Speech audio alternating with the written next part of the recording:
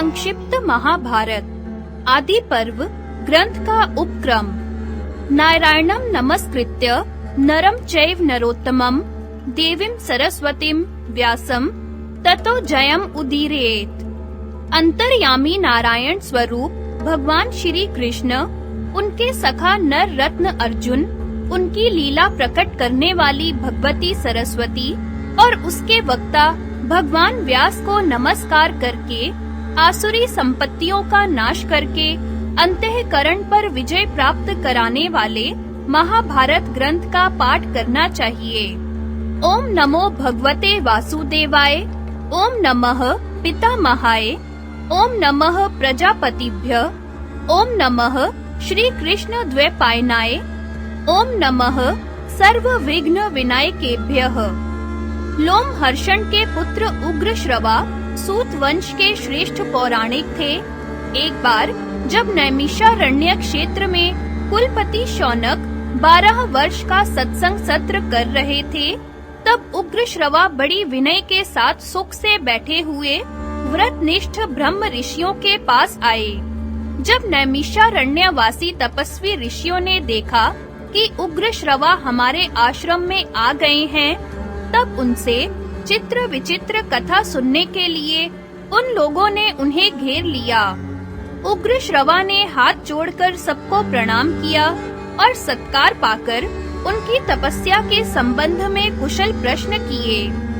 सब ऋषि मुनि अपने अपने आसन पर विराजमान हो गए और उनके आज्ञा अनुसार वे भी अपने आसन पर बैठ गए। जब वे सुख पूर्वक बैठकर विश्राम कर चुके, तब किसी ऋषि ने कथा का प्रसंग प्रस्तुत करने के लिए उनसे यह प्रश्न किया, सूत नंदन, आप कहाँ से आ रहे हैं? आपने अब तक का समय कहाँ व्यतीत किया है? उग्रश्रवा ने कहा, मैं परीक्षित नंदन राजऋषि जन्मेजय के सर्प सत्र में गया हुआ था। वहाँ श्री वैशंपायन जी के मुख से मैंने भगवान श्री कृष्ण द्वैपायन के द्वारा निर्मित महाभारत ग्रंथ की अनेकों पवित्र और विचित्र कथाएं सुनी।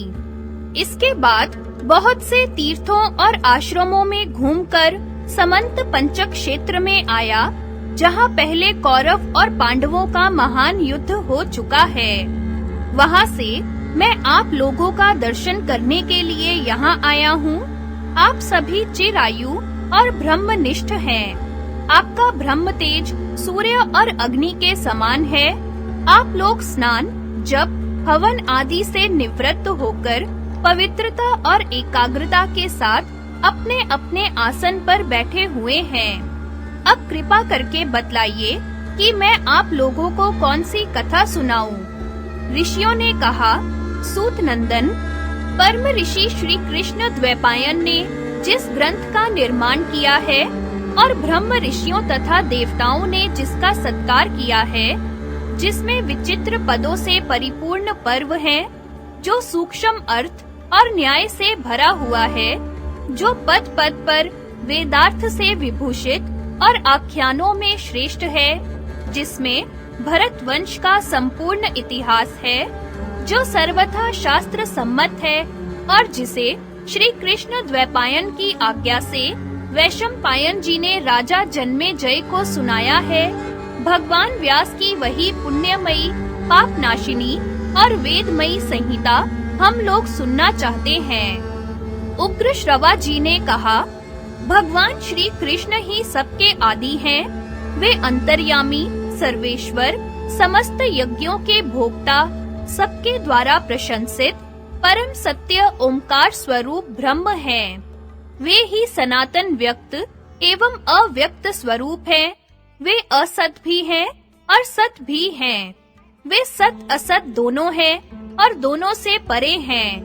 वे ही विराट विश्व भी है। उन्होंने स्थूल और सूक्ष्म दोनों की सृष्टि की है। वे ही सबके जीवन दाता, सर्वश्रेष्ठ और अविनाशी हैं। वे ही मंगलकारी, मंगल स्वरूप, सर्वव्यापक, सबके वांछनीय, निष्पाप और परम पवित्र हैं। उन्हीं चराचर गुरु नयन मनोहारी ऋषिकेश को नमस्कार करके सर्वलोक पूजित अद्भुत कर्मा भगवान व्यास की पवित्र रचना महाभारत का वर्णन करता हूँ। पृथ्वी में अनेकों प्रतिभाशाली विद्वानों ने इस इतिहास का पहले वर्णन किया है, अब करते हैं और आगे भी करेंगे। यह परम ज्ञान स्वरूप ग्रंथ तीनों लोकों में प्रतिष्ठित है। कोई संक्षेप से तो कोई विस्तार से इसे धारण करते हैं। इसकी शब्दावली शुभ है, इसमें अनेकों छंद हैं और देवता तथा मनुष्यों की मर्यादा का इसमें स्पष्ट वर्णन है। जिस समय यह जगत ज्ञान और प्रकाश से शून्य तथा अंधकार से परिपूर्ण था, उस समय एक बहुत बड़ा अंडा उत्पन्न हुआ और वही समस्त प्रजा की उत्पत्ति का कारण बना। वह बड़ा ही दिव्य और ज्योतिर्मय था। श्रुति उसमें सत्य, सनातन, ज्योतिर्मय ब्रह्म का वर्णन करती है। वह ब्रह्म अलौकिक, अचिंत्य, सर्वत्र सम, अव्यक्त, कारण स्वरूप तथा सत और असत दोनों है। उसी अंडे से लोक पितामह प्रजापति ब्रह्मा जी प्रकट हुए। तदनंतर 10 प्रचेता, दक्ष, उनके 7 पुत्र, 7 ऋषि और 14 मनु उत्पन्न हुए।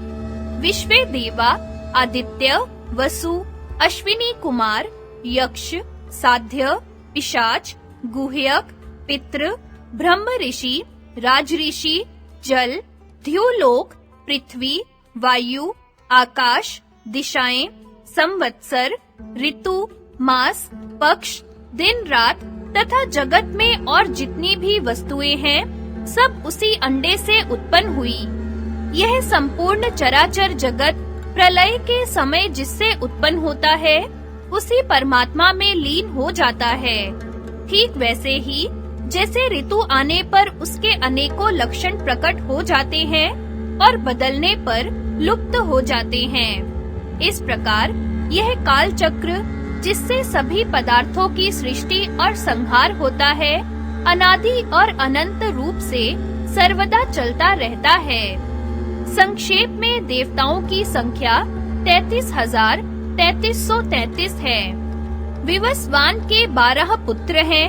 दिवह पुत्र ब्रह्मधानु, चक्षु, आत्मा, विभावसु, सविता, ऋचिक, अर्क, भानु, आशावह, रवि और मनु। मनु के 2 पुत्र हुए, देवभ्राट और सुभ्राट। सुभ्राट के 3 पुत्र हुए, दश ज्योति, शत ज्योति और सहस्त्र ज्योति। ये तीनों ही प्रजावान और विद्वान थे। दश ज्योति के 10,000, शत ज्योति के 1,00,000 और सहस्त्र ज्योति के 10,00,000 पुत्र उत्पन्न हुए। इन्हीं से कुरु, यदु, भरत, ययाति और इक्ष्वाकु आदि राज ऋषियों के वंश चले। बहुत से वंशों और प्राणियों की सृष्टि की यही परंपरा है। भगवान व्यास समस्त लोक, भूत, भविष्यत, वर्तमान के रहस्य, कर्म, उपासना, ज्ञान रूप वेद, अभ्यास युक्त योग, धर्म, अर्थ और काम, सारे शास्त्र तथा लोक व्यवहार को पूर्ण रूप से जानते हैं। उन्होंने इस ग्रंथ में व्याख्या के साथ संपूर्ण इतिहास और सारी श्रुतियों का तात्पर्य कह दिया है। भगवान व्यास ने इस महान ज्ञान का कहीं विस्तार से और कहीं संक्षेप से वर्णन किया है, क्योंकि विद्वान लोग ज्ञान को भिन्न-भिन्न प्रकार से प्रकाशित करते हैं। उन्होंने तपस्या और ब्रह्मचर्य की शक्ति से वेदों का विभाजन करके इस ग्रंथ का निर्माण किया और सोचा कि इसे शिष्यों को किस प्रकार पढ़ाऊं। भगवान व्यास का यह विचार जानकर स्वयं ब्रह्मा जी उनकी प्रसन्नता और लोकहित के लिए उनके पास आए। भगवान वेद व्यास उन्हें देखकर बहुत ही विस्मित हुए और मुनियों के साथ उठकर उन्हें हाथ जोड़कर प्रणाम किया तथा आसन पर बैठाया। स्वागत सत्कार के बाद ब्रह्मा जी की आज्ञा से वे भी उनके पास ही बैठ गए। तब व्यास जी ने बड़ी प्रसन्नता से मुस्कुराते हुए कहा, भगवन, मैंने एक श्रेष्ठ काव्य की रचना की है। इसमें वैदिक और लौकिक सभी विषय हैं। इसमें वेदांग सहित उपनिषद, वेदों का क्रिया विस्तार, इतिहास, पुराण, भूत, भविष्यत और वर्तमान के वृत्तांत, बुढ़ापा, मृत्यु, भय, व्याधि आदि के भाव अभाव का निर्णय, आश्रम और वर्णों का धर्म, पुराणों का सार, तपस्या, ब्रह्मचर्य, पृथ्वी, चंद्र, सूर्य, ग्रह, नक्षत्र, तारा और युगों का वर्णन, उनका परिमाण, ऋग्वेद, यजुर्वेद, सामवेद, अथर्वण, अध्यात्म न्याय, शिक्षा, चिकित्सा, दान, पाशुपत धर्म, देवता और मनुष्यों की उत्पत्ति, पवित्र तीर्थ, पवित्र देश, नदी, पर्वत, वन, समुद्र, पूर्व कल्प, दिव्य नगर, युद्ध कौशल, विविध भाषा, विविध जाति, लोक व्यवहार और सब में व्याप्त परमात्मा का भी वर्णन किया है, परंतु पृथ्वी में इसको लिख लेने वाला कोई नहीं मिलता। यही चिंता का विषय है।